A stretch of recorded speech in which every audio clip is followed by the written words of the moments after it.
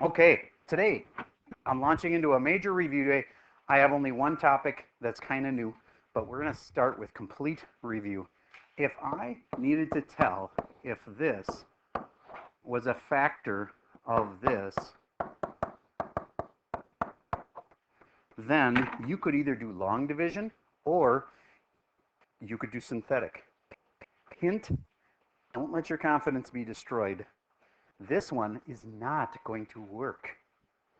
But the way you'll be able to tell that you did it right is if your remainder is right. This one will have a remainder.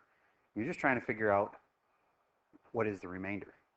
Okay, so I'll tell you the answer. That's not a factor of that. So what's the remainder? And I'll tell you what to do with the remainder. All right, I'm going to pause for a second while you try long division. One of the hardest things on the ACT test. Could you do it with synthetic? You absolutely could. I personally think it's good to know long, but synthetic's a lot faster. The reason I think it's good to know long is I know where you're going next year. You're going to pre-calc. Pre-calc needs long and not synthetic. You don't have to use synthetic next year, but you have to use long. I hope you started with an X there. I'm going to pause for a second while you give it a shot. All right, this X goes times this X and makes X squared. And then you times that, and you get 2X. And you draw a line, and then you subtract, and you get 3X. Raise your hand if you had a 3X right there. Okay, good. Mrs. Ms. S, tell me what to do with this. I can't put that into that, so what do I do? Oh, okay. You are correct. Very good. Excellent. And then I would bring up a what up here? A 3. Perfect. 3 times x is 3x. 3 times 2 is 6. And I warned you it wasn't going to work. And I know on the test you're going to freak out if the thing doesn't end up with a 0. And usually we make things that work because then it's more interesting, like what are the factors, etc. But sometimes the answer is I've got a 1 remainder. Now, let me make sure you get in the context of a normal problem what that remainder means. If I 7 goes into 20 and I said it goes in there 2 times is 14 and there's 6 left, that's 2 remainder 6. Would you agree that 7 times 2 plus 6 equals 20? So, do you get that this times this plus 1 is equal to that? Have you ever processed that before?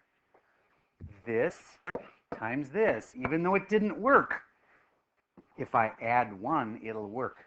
Because 7 times 2 is 14 plus the remainder makes it equal 20.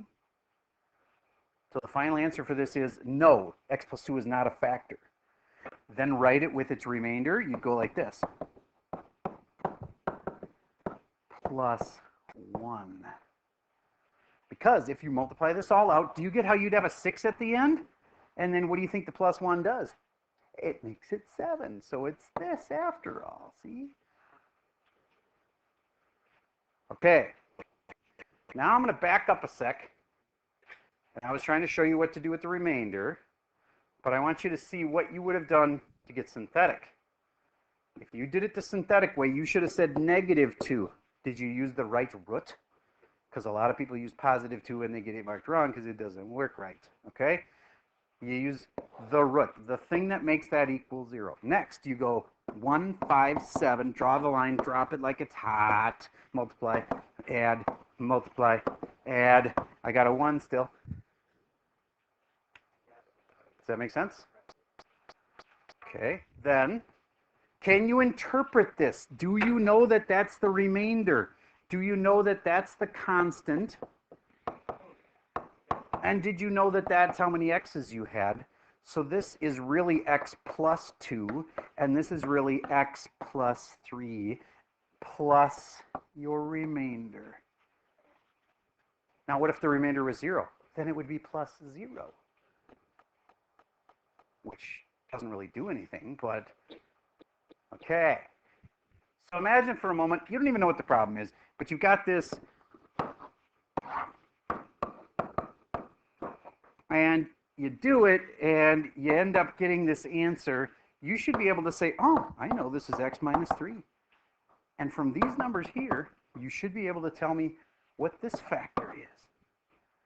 So not even knowing what the problem was, do this synthetic division and tell me what the answer is. And I'll call on somebody to tell me, what does it mean?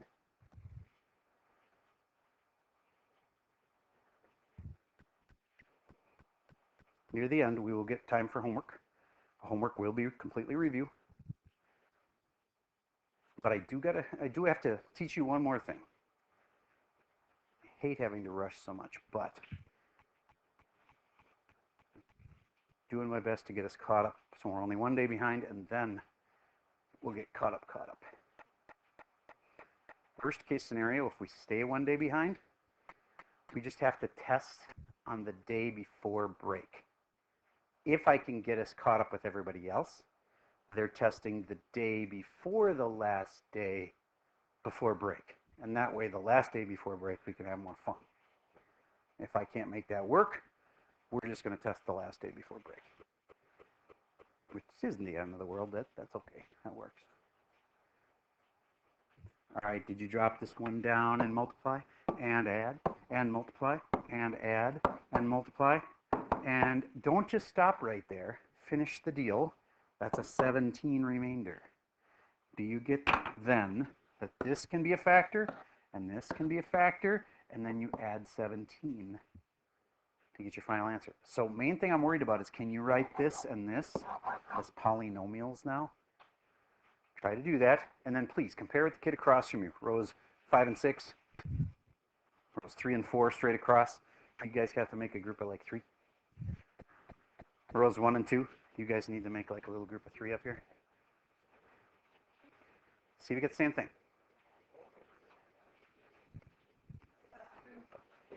Okay. Did you know that this meant x minus 3? Because that's a factor and that's a root, and they're always opposites. Does that make sense? Got that part right? Good. This part, that's a constant, so I don't have an x. That has an x, that has an x squared. There's some people talking. Please don't make me yell at you. And then these two are getting multiplied, and then I could add the remainder, and it would actually work. It would actually equal the original. So what was the original?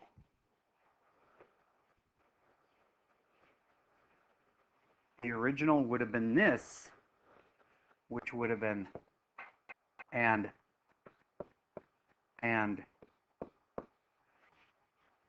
So the original question would have been, is this a root of x to the third?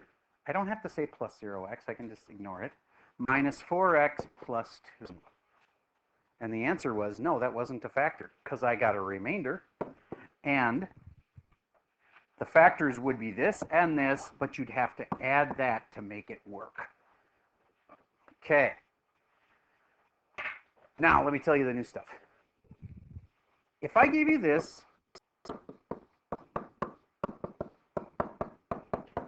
I think most of you could divide it by this now. But I'm not doing that right now. I'm taking a second to say, where am I getting that x plus 2 from? Like, some of the questions on your test are just going to say, factor that. And you have to come up with what's the number you use on the outside. So the question, this is just an R2 level question, is what are the things that are possibly, you almost got me there. What are the things that are possibly roots of this thing? And I can look at that 10 and go, it could be 5. 5 could be a root of this thing.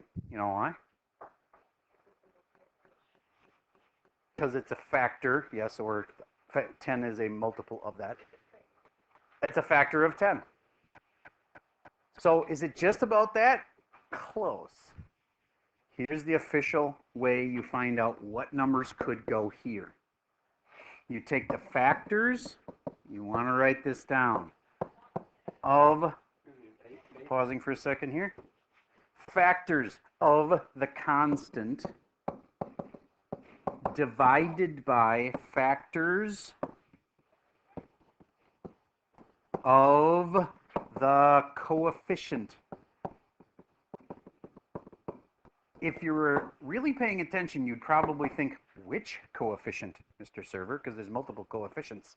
But I bet you would probably quickly figure out which one's the important one, the lead one. Yep.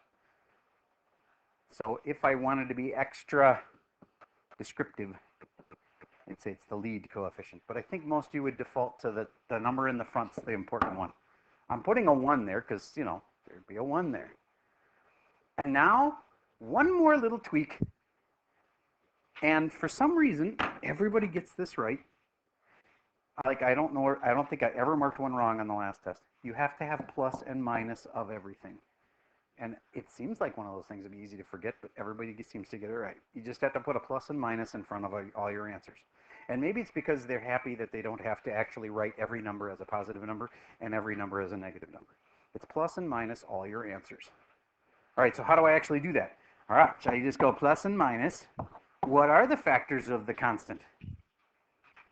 Name some. 5. What else? 2. What else? What else? And I think that's it. 5, 2, 1, and 10.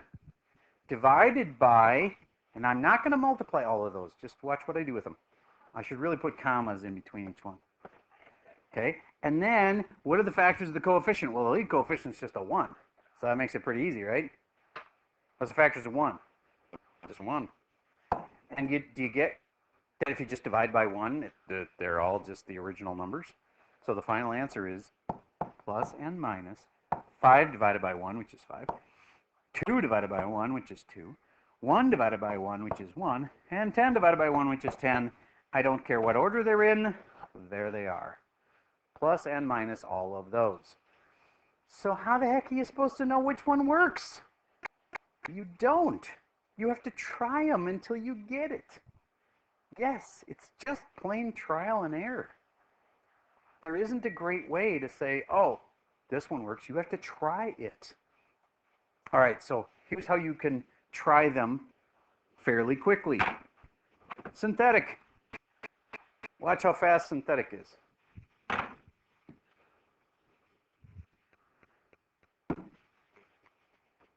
If I think 5 is a root, I'm going to check it super quick. 5, 1, 2, 5, 10. Draw the line. 1 times 5, 5 times 2, or sorry, I'm supposed to add there. 7, 7 times 5 is 35. 40, 40 times 5, holy cow, I can tell it didn't work. Do you get what I'm saying? 5 is not a root. It didn't take very long. Everybody check right now and see if 2 is a root. Check 2. And you ask a good question. 2 or negative 2? 2 different things. Try 2. If 2 doesn't work, try negative 2. You'll find one that works. How will you know it works? 0 remainder. And I know. This is the problem and the test that everybody hates. Because you got to keep going through it, and we do have multiple versions of the test because, yeah, there's some kids who are evil enough to find out that the answer is 6, and they'll tell everybody, hey, don't waste your time trying them all. 6 is the one that works. Okay, that's totally cheating, and I know some people do it. All I can tell you is there are multiple versions of the test. Yes? So, like, when you write the plus and minus down there, Yep. you write a number? Technically, I should put a parenthesis around here so it sort of distributes. But it's not like the 5 was the only one that had plus or minus, because I just randomly put the 5 there. So, yes? Go ahead, ask the question. Yep. Or negative 5, negative 2, negative 1, and negative 10. Those are all the things you have to try. And did somebody try 2 yet? Did it work? Okay, try negative 2. Negative 2. 1, 2, 5, 10. Draw the line. Drop it like it's hot. Woohoo! It worked. Why? Because I had a 0 remainder. So negative 2 was the 1. That's called, officially, the rational root theorem. You aren't going to be forced to remember that name. But a typical question would be, what are the possible roots of this? So let me give you one like that. 5x squared plus 3x plus 2. What are the possible roots? Factors of this over factors of that. Make sure you have a plus and minus. Try it. What are the possible roots? Now, some of you hate this kind of factoring. You get like totally lost in this kind of factoring. This is an interesting way of factoring it. That's really what we're doing. We're factoring this. The only problem is this way doesn't just tell you, oh, this is what it factors to. It tells you all the things that could possibly be the factors, the roots. All right. How many of you had a plus and minus on your answer?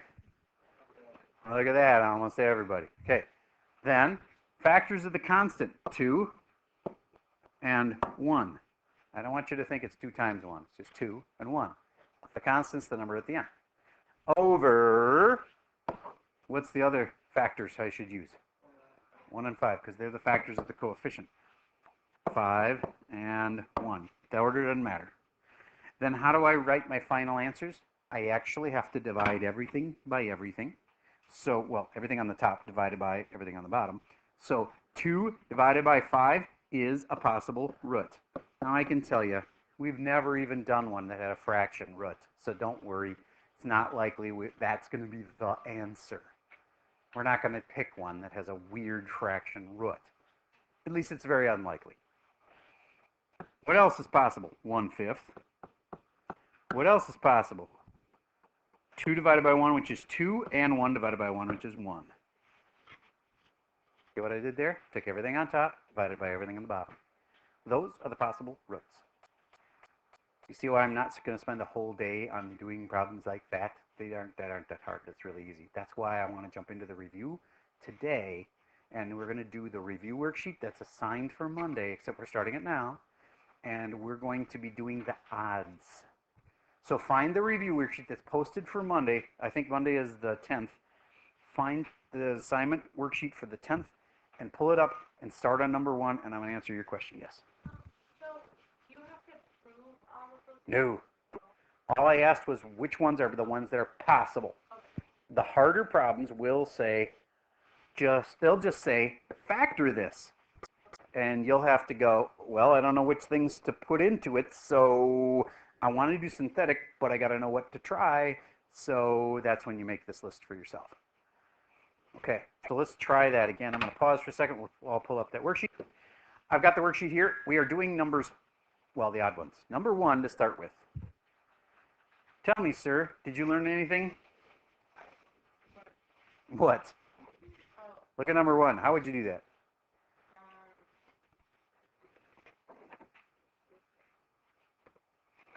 List all the possible roots.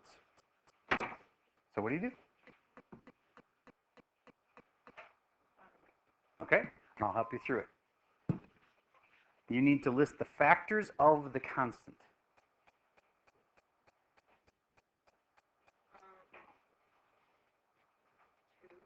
No, that's the coefficient, the constant. There you go. 7 and 1. And a plus and minus in front of everything. And then the factors of the coefficient. You were saying them before? 2 and 1. Awesome. Can I leave it like that? No. You actually have to divide everything by everything. So 7 over 2, 1 over 2,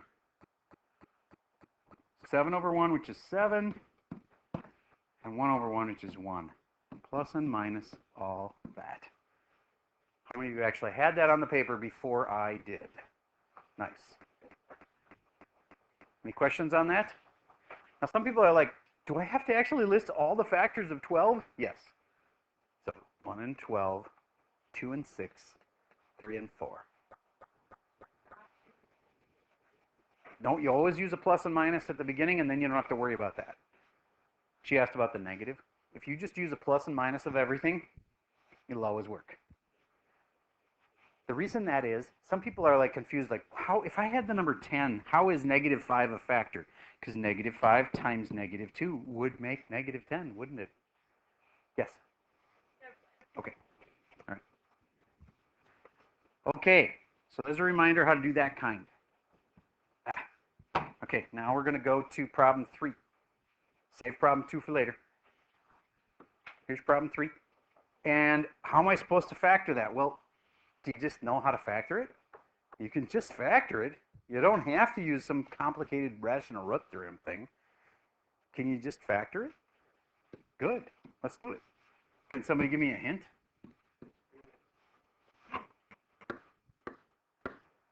X plus 3x minus 10. He says, I think that's what I heard. Do you agree? Does that work? Sweet. Then we got factored form. The real solutions, oh, that's easy. Just set these equal to 0. Are there any imaginary things? No. And when are you going to have imaginary things? Whenever you have something that's like this. This is not in this question, but if it was, that would have imaginary roots. Why? Because when you set it equal to 0 and you solve it, you end up taking a square root of a negative. So when you have something like x squared plus something, that's when you'll have imaginary roots. Another way to say it, if there's an I, it's imaginary. Do you see anything that needs an I to solve it here? No, don't need that. It's only if you do square roots and negatives. So there's no imaginary ones here. None. Moving on. Look at number 5. Ugh, yuck. But sometimes you get lucky. I did this one in another hour, and I got it my first try. How? Well, what are the options? Factors of the constant, factors of the coefficient, right? All right, well, at least the factors of the coefficient is really easy. It's 1. But 160, there's a lot of things that go on 160. Okay, so like what? 1 and 160, that's true. What else? All right, if I really had to do all of that, this would be super painful. Does anybody remember a strategy called divide and conquer? That would be a lot easier. Remember, you've got a million strategies for factoring now. Yes, that rational root theorem could be used, but I was going, geez, there's so many options that maybe I should think differently. And that's divide and conquer. X squared comes out, and what do you have? X plus 13. And then if you're smarter than the average bear, you aren't just going to look at the next one and say, maybe I should, factor out a 58. No, you'll realize this one's probably going to have an x plus 13 in it, right? So how can you tell maybe 13 is the thing you should see if it goes into like 58? Does 13 go into 58? Does 13 go into 160? All right. We tried factoring by grouping. It failed because I couldn't get this to work. I would have needed to factor out something that would have left me with an x plus 13. All right, so bang. Nice try. Didn't work. Now I'm back to, I just have to guess and check until I find it. It stinks. It just takes a long time. But let's try it. Would you agree that 10 is a possibility? All right. Guess what I tried in first hour? 10. Try 10. Why would you have picked 10? I wouldn't necessarily have picked 10. You might have picked something else. I'm suggesting maybe you want to pick 10.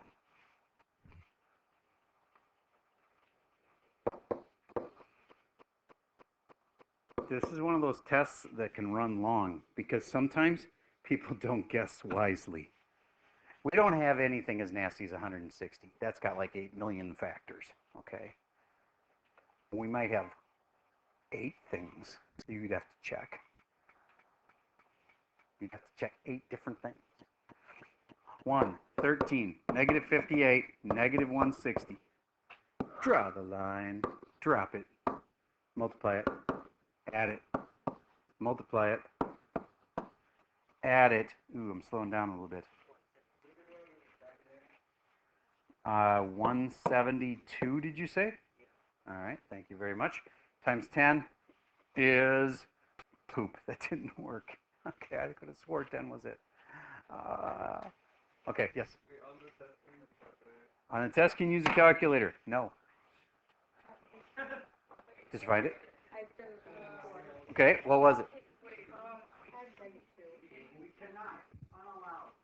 You won't have any numbers this nasty. Don't worry. I know. And I didn't, what he asked me is, can you use a calculator on the test? Can you use a calculator for tonight's homework? Yes. Can you use a calculator on the test? No. So, all right, so somebody just suggested -2 would be wise.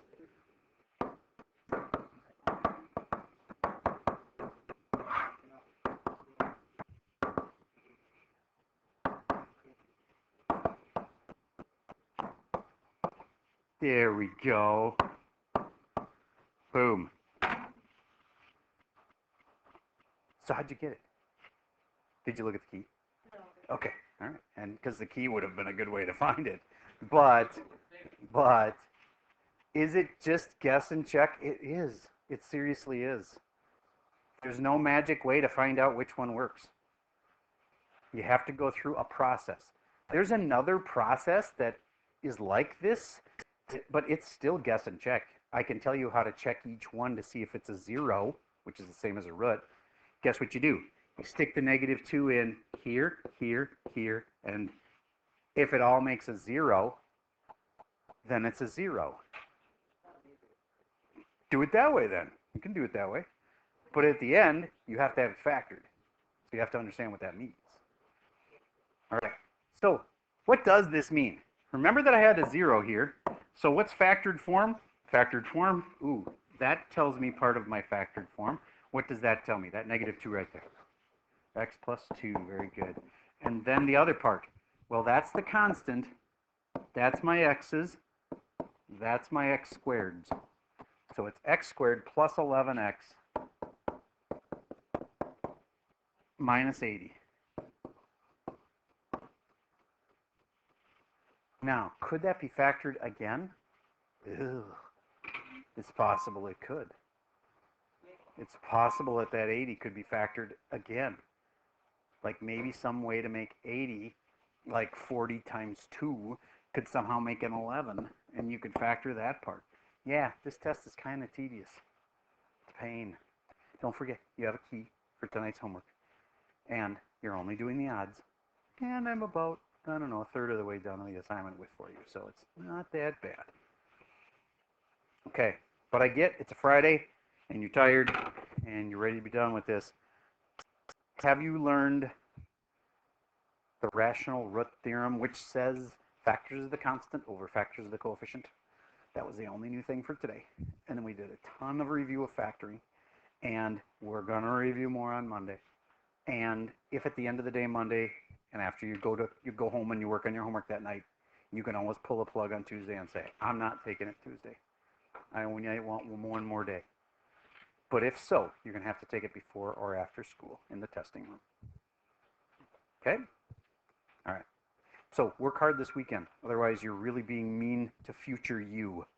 As in, if you don't do this weekend, if you decide to blow off this weekend, then you got to learn all of this on Monday, and your test is Tuesday. Okay? Be nice to yourself.